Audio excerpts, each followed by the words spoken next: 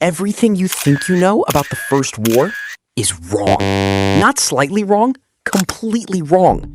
We were taught that war is ancient, that humans have always been violent, that fighting over territory is just what our species does.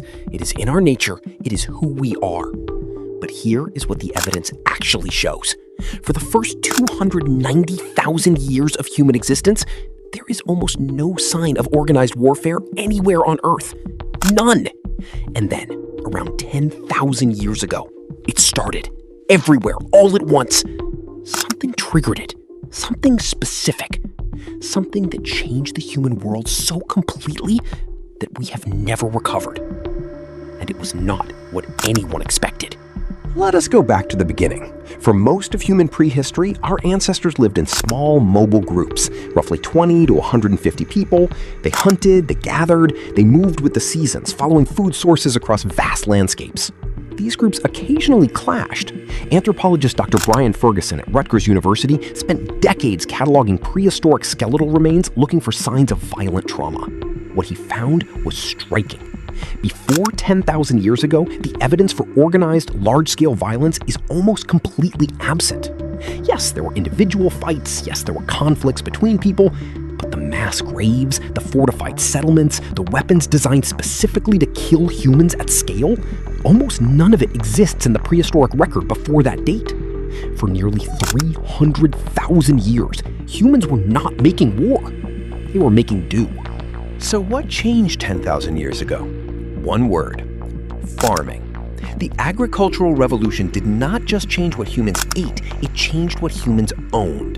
And ownership, for the first time in the entire history of the species, gave humans something worth killing for.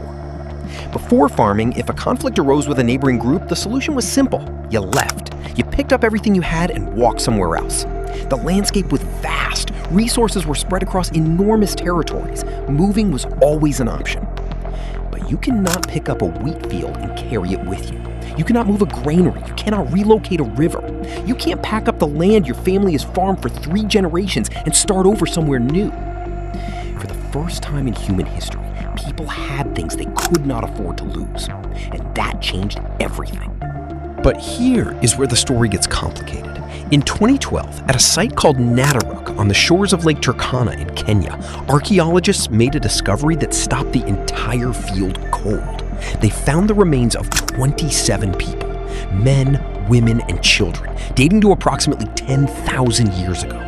Every single one of them showed signs of violent death: crushed skulls, obsidian blades embedded in bone, hands bound in what appeared to be a restrained position. Dr. Marta Mirazón Lahr of Cambridge University led the excavation.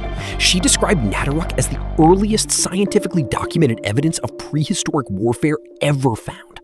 But here's the twist nobody saw coming. The people who died at Nataruk were not farmers. Analysis of their remains and surrounding environment suggests they were hunter-gatherers, a mobile group living near a resource-rich lagoon.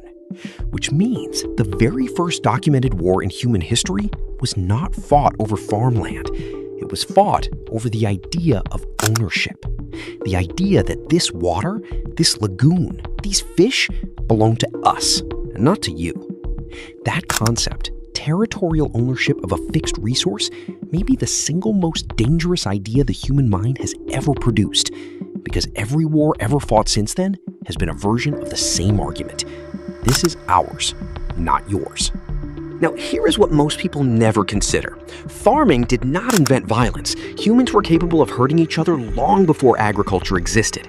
What farming invented was something far more dangerous: scale. Before farming, a conflict between 2 groups might involve dozens of people. It was personal, it was local, it burned hot and ended fast. After farming, when you had villages of thousands, then cities of tens of thousands, all competing for the same fixed resources, conflict could be organized, planned, sustained over months and years. Farming gave war an army, and the results were catastrophic. At a site called Crow Creek in present-day South Dakota, archaeologists uncovered a mass grave containing the remains of nearly 500 people, dating to the 14th century. The bones showed evidence of scalping, dismemberment, and mutilation. Forensic analysis suggested the attack wiped out a significant portion of an entire community in a single coordinated massacre.